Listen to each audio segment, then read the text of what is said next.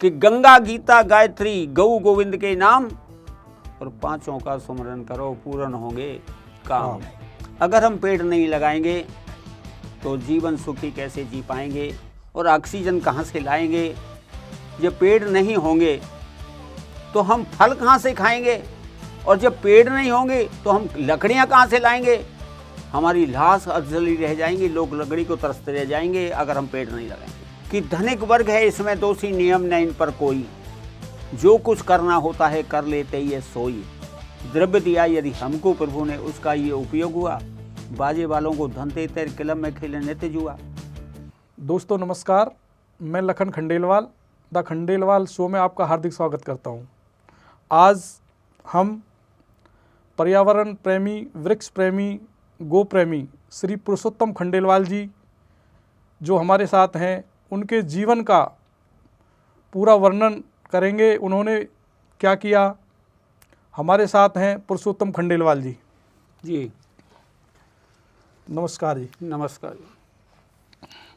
आप वृक्षों के बारे में बहुत जागरूक हो, तो आपने ये जर्नी कैसे शुरू की? मैं संत कृपा से, संतों के आशीर्वाद से, उन्होंने एक जिज्ञासा, ऐसी प्रेरणा मेरे मन में डाल दी कि कुछ काम अच्छे कर लो, अच्छी ज़िंदगी आपकी और लोग भी सीखें सबक सुनकर कहानी आपकी। उनके प्रवचनों को सुन सुन के मेरे मन में एक ऐसा आया कि ज़िंदगी के अंदर कोई ऐसा काम भी करना चाहिए जो दूसरे लोगों के हित में हो, सब उसमें अच्छा महसूस करें और अच्छा सुखी जीवन जिएं। तो उनमें मैंने संतों से अपनी इस व्यथा को बताया, तो उन्होंने कहा कि आपके मन में क्या व्यथा है?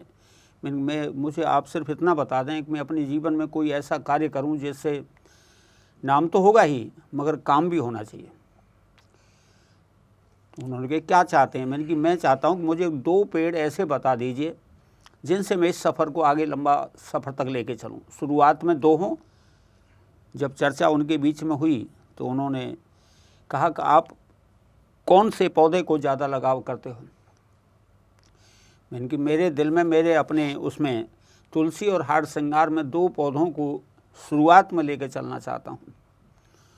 और उस समय संत कृपा से, उनके आशीर्वाद से एक उद्देश्य बना लिया कि हर आंगन हो हरा भरा, होवे सुंदर फूलों की बरसात, तुलसी और हार श्रृंगार के सन्मुख कर लो प्रभु से मन की बात। ठीक है। संत जी ने कहा कि आपने हार श्रृंगार जो चुना है ये पारिजात का वृक्ष है, तुलसी को भी पूजनीय है और हार श्रृंगार भी पूजनीय है। आपका ये जो सोच है बहुत दूरगामी सोच आपके दिल में लाएगा। कितने दिनों से इस सेवा में आप लगे हुए हैं और करीब करीब कितने पेड़ों के लिए आपने बीजों का वितरण किया है? मेरा उद्देश्य एक ही है कि अपने मैट्रिक पास करने के बाद संतों के सानिध्य में रहकर उनके आशीर्वाद लेकर पेड़ लगाने का कार्य प्रारंभ कर दिया। और दृढ़ संकल्प के साथ जोड़ करके हमने भगवान से कामना की कि हमारे पास ज़मीन नहीं है और इन 2 पौधों को लगाने के लिए जब हमने प्रयास किया तो भगवान ने ऐसी सद्बुद्धि दी और संतों ने ऐसा ज्ञान दिया कि आप 200 रुपये महीने बचत करिए और 20 महीने में आपके पास 4000 रुपये इकट्ठे हो जाएंगे। आज वो 4000 मुझे याद आते हैं। उससे एक प्लाट महाराज संत श्री खरीदवाते थे और मेरा एक प्लाट खड़ा हो जाता था। सबसे पहले मैंने उस प्लाट के अंदर 15 रुपये का ज़मीन लेकर के 200 गज का, उसमें वाट का श्री हरि श्रृंगार सेवा वाट का नाम दिया। तब से मेरी यात्रा ये दृढ़ संकल्प के साथ पौधारोपण की शुरू हुई और उसमें से जो पौधे बनते थे उनसे हमें बीज मिलते थे और हमारी जिज्ञासा थी कि हम निःशुल्क सेवा करें। हम पेड़ से, जड़ से, तने से, पत्तों से, उनके कलम से पौधे तैयार करते थे और फ्री सेवा हमारी चलती थी। लोग हैरत में रह जाते थे कि ये पैसा भी नहीं खर्च करते और इनके पास पौधे होते हैं। तो हमें प्रकृति प्रेम हमारे मन में जगा। फिर हमारे को जिज्ञासा मन में आई कि प्रकृति प्रेम ही पर्यावरण सुरक्षा का मूल मंत्र है। बिल्कुल बिल्कुल। कौन कौन से पौधे हैं जिनका कोई दैविक महत्व भी है? बिल्कुल।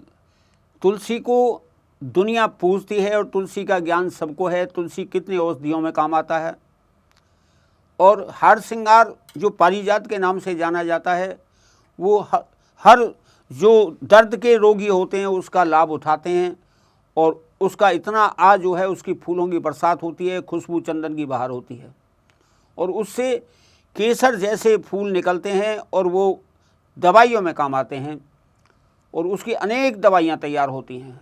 तुलसी और हार श्रृंगार 2 शुरुआत किए थे, उसके बाद तो हमारी सैकड़ों तरह के हमारे पास में बनाने की कला ऊपर वाले ने दे दी हमको। और 1 लाख पौधे का बीज हर साल तुलसी का और हार श्रृंगार का बांटने का संकल्प जोड़ लिया, जिसको आज 31वां साल है। बिल्कुल। कभी इस सेवा में आपको रुकावट का भी सामना करना पड़ा? नहीं, मुझे परमात्मा की दया से ऐसा आशीर्वाद संतों का मिला कि मैंने आज तक किसी से ना पैसा मांगा और ना किसी से मैंने इस प्रकार का रखा कि मुझे कुछ पौधों का पैसा दिया जाए। मैंने किसी संस्था से, किसी उससे पैसा इसके लिए कोई एकत्रित नहीं किया। नहीं, किसी प्रकार से जैसे आपने वाटिका बना रखी है या लोगों को थोड़ा सा किसी को जलन होती है, तो उस हिसाब से किसी ने आपको कभी कोई परेशान किया है? मेरे को इस मार्ग में जब हम फ्री देते थे तो लोग खुश होते थे, औरों को जलन क्यों होगी जब मैं पैसा तो कोई लेता नहीं। दूसरी बात, जब हम पौधे खुद तैयार करते हैं, बांटते हैं, तो हमारे मन में एक शांति मिलती है कि एक सुखद शांति का अनुभव होता है कि हम कोई ऐसा काम कर रहे हैं जो हमारे इंसानियत जीवन को बहुत आनंद देता है। तो आपको वहाँ समाज में कभी कोई पुरस्कृत किया गया है इस क्षेत्र में, या वहाँ आपको हमेशा ही अलग से रखा जाता है? मैं प्रशासनिक तौर पे बताऊं तो मेरे को 2011 से और अब तक इतने अवार्ड मिल चुके हैं। मुझे आपके हरियाणा के राज्यपाल, मुख्यमंत्री, वन मंत्री, पर्यावरण मंत्री, उद्योग मंत्री और अनेक संस्थाओं ने कहा कि आप पर्यावरण प्रेमी हैं। मेरा हर जगह सम्मान मुझे मिलता रहा, मेरा हौसला अफसाई होता रहा। हर कदम कदम के ऊपर हमें जड़ी बूटियों का ज्ञान पनपता रहा। फिर तो हमने सफ़ेद मूसली, सतावर, अश्वगंधा, इलायची, छोटी इलायची हमारे इलाके में कोई पैदा हुई है ना, तो हमारी श्री हरि श्रृंगार सेवा वाटिका में हुई है। बहुत बढ़िया। और आपकी आगे की जर्नी क्या है? आपका आगे का प्रोग्राम क्या है? इसको किस तरह आप आगे बढ़ाओगे? देखिए, मेरी उम्र इस समय 78 साल में प्रवेश करने जा रहा हूँ। भगवान की कृपा से मुझे इतनी ऊर्जा मिल रही है कि मैं जड़ी बूटियों का ही जो ज्ञान है उसके द्वारा मैं अपने जीवन का जो दुख है, जीवन के कोई कष्ट हैं या जीवन की कोई बीमारियां हैं, उनका सभी का निदान निकाल लेता हूं। और कोरोना काल में तो मैंने इसकी वीडियो बना बना करके लोगों को ये बताया कि आपको कोरोना की बीमारी नहीं आएगी, आंगन में पौधे लगा लो और उसकी पत्तियां खा लो। आप इस उम्र में भी इतने फिट हो, तो इसका क्या राज है? इसका राज यही है कि आदमी प्रसन्न चित्त रहे, तनाव से दूर रहे, और दूसरों की खुशी को जो चाहेगा परमात्मा उसको खुशी देगा। ठीक। तो आप इस काम में तो लगे ही हो, आप गौ सेवा में भी बहुत लगे हुए हो। तो गौ सेवा जो लोग करते हैं आजकल, गौ सेवा जो है एक धार्मिक और एक राजनीतिक मामला बन गया है, क्योंकि गौ सेवक होते हैं लोग, गौकसी के लिए गायों को ले जाते हैं। तो इसके बारे में आपकी क्या राय है? मैं इन 2 चीज़ों के खिलाफ रहता हूँ। एक तो दहेज प्रथा के, भ्रूण हत्या के, और इसके अलावा मैं जो गौ सेवा है वो अपने जीवन का बड़ा महत्वपूर्ण योगदान मानता हूँ। जिसने गौ सेवा कर ली, ये समझो परमात्मा का सानिध्य पा लिया। क्यों कि गंगा, गीता, गायत्री, गौ गोविंद के नाम और 5 का सुमरन करो, पूर्ण होंगे काम। ठीक बात। तो गौ सेवा सबसे मुख्य सेवा। पर्यावरण के लिए हमें क्या करना चाहिए? क्योंकि आज के टाइम में हर एक जगह वायु बहुत प्रदूषित है, तो इसके लिए क्या करना चाहिए? देखिए, मेरा छोटा सा सुझाव है, अगर हम पेड़ नहीं लगाएंगे तो जीवन सुखी कैसे जी पाएंगे और ऑक्सीजन कहाँ से लाएंगे? जब पेड़ नहीं होंगे तो हम फल कहाँ से खाएंगे, और जब पेड़ नहीं होंगे तो हम लकड़ियाँ कहाँ से लाएंगे? हमारी लाश अधजली रह जाएंगी, लोग लकड़ी को तरसते रह जाएंगे अगर हम पेड़ नहीं लगाएंगे। इसलिए पेड़ ज़्यादा से ज़्यादा लगाएं और जीवन को खुशहाल बनाएं और आंगन में हरियाली फैलाएं। पेड़ लगाने के लिए लोगों को हम ज़्यादा से ज़्यादा कैसे प्रोत्साहित कर सकते हैं? देखिए, लोगों में आजकल ऐसी भ्रमणा हो गई है कि हमारे पास ज़मीन नहीं है। परमात्मा ने इतनी ज़मीन दे रखी है। आप किसी धार्मिक संस्थाओं के प्रांगण में चले जाओ, स्कूलों में चले जाओ, सड़क के रोड के सहारे चले जाओ, ज़मीन की कोई कमी नहीं है। मगर अगर मन में संकल्प मजबूत हो, उसके लिए मैं एक ही बात कहता हूँ, कोई अगर करना चाहे तो विचलित मत होना, कभी करते रहो प्रयास और फल निश्चय ही आएंगे कभी तुम्हारे पास। अच्छे काम के लिए ये टलाओ मत। जो टालम टोल है, पेड़ लगाना है। आपका जीवन में आपके बच्चे याद करेंगे, आपकी पीढ़ी याद करेंगे, हमारे दादाजी के हाथ का पौधा लगा हुआ है। उसी प्रेरणा को पाकर के बच्चे भी एक पौधों की तरफ और पर्यावरण की तरफ पौधा लगाओ, एक बार फल खाओ बार बार। आज ऐसा हो रहा है कि धर्म के मामले में लोग धर्म को भी मान रहे हैं और उसके संग शराब मांस वगैरह के भी सेवन कर रहे हैं। ये कहाँ तक जायज़ है? मेरा अपना कहना है, मैं नहीं पूछता राम का नाम कितनी बार लिया है, मैं नहीं पूछता दान और पुण्य कितनी बार किया है। मुझे तो आप सिर्फ इतना बता दें, भगवान में धर्म का नाम लेकर इंसान को धोखा कितनी बार दिया है। लोग आजकल भगवान व धर्म का नाम लेकर इंसान को धोखा देने में लगे हुए हैं, परंतु वो धोखा दूसरे को नहीं दे रहे, वो खुद को, अपने को धोखा दे रहे हैं। मैं ये कहता हूँ, कभी भी भगवान और धर्म को बीच में मत लाओ, उनको मत इस चीज़ में जोड़ो। न धर्म उठाना सही है और न धर्म कहना बोलना सही है। मेरा तो तात्पर्य यही है कि धर्म ही एक ऐसा है जो होगा अंत को साथी। न पत्नी साथ जाएगी, न बेटा और कोई पोता, मगन ईश्वर की भक्ति में अरे मन क्यों नहीं होता। जैसे आजकल मंदिरों में लगा दिया गया है कि छोटे कपड़े पहनकर मंदिरों में आपकी एंट्री वर्जित है, तो इसकी जगह अगर ये लगाया जाए कि मंदिरों में शराब पीने वाले, मांस खाने वाले नहीं आएंगे, वो ज़्यादा बढ़िया नहीं है?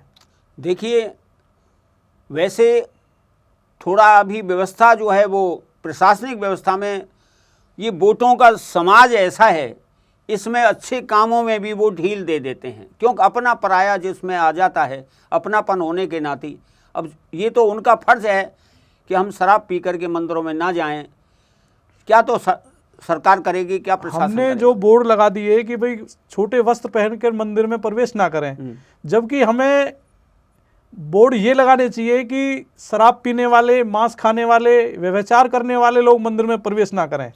इसकी अलावा मैं इतना ही कहूँगा, संस्कार हैं जहाँ, सुखी जीवन है वहाँ। अब संस्कार नहीं है तो वो तो चीज़ समाज की है, अपनों की है।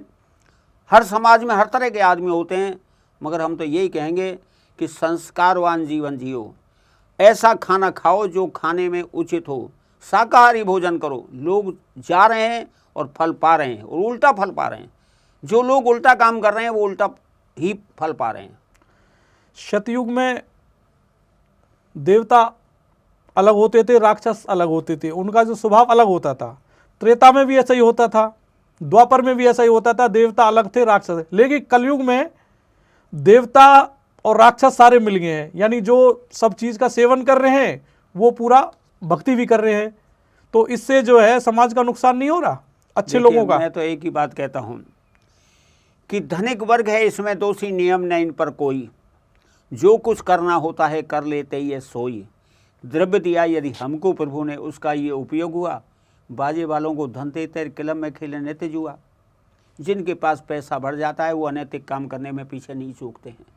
जो लोग साधारण भूमि में रहते हैं वो खाना भी जानते हैं, कपड़े पहनना भी जानते हैं, और उचित मार्ग पर चलना भी जानते हैं, और सेवा भी, और समाज की सेवा भी करना जानते हैं। मगर ये धन एक ऐसी चीज़ है, जब जैसे कहते थे ना, माया है दो भांत की, देखो ठोक बजाए, एक मिलावे राम से एक नरक ले जाए। लोग माया की चक्कर में पड़ कर के उल्टे सीधे कामों को करते हैं। एक और है कि आज की जो युवा पीढ़ी है वो नशे के गिरफ्त में बहुत आ चुकी है, तो इसके लिए आप क्या संदेश देना चाहते हो? देखिए, इसमें प्रशासनिक तौर पे जितनी भी सरकारें चल रही हैं वो शराब के बलबूते पे चल रही हैं। जितने भी ये उसके ऊपर टैक्स लगे हुए हैं, वो सरकार चलाने का धंधा है। सरकार कहने को तो कहेगी शराब मत पियो, मगर हमें ये बता दो इस ठेके के ठेके खुलते जा रहे हैं, ये क्या है? इसलिए मैं तो यही कहूँगा, अपना सुधार संसार की सबसे बड़ी सेवा है। अपना अपना करो सुधार, तभी मिटेगा भ्रष्टाचार। Thank you. आज समय देने के लिए बहुत बहुत धन्यवाद।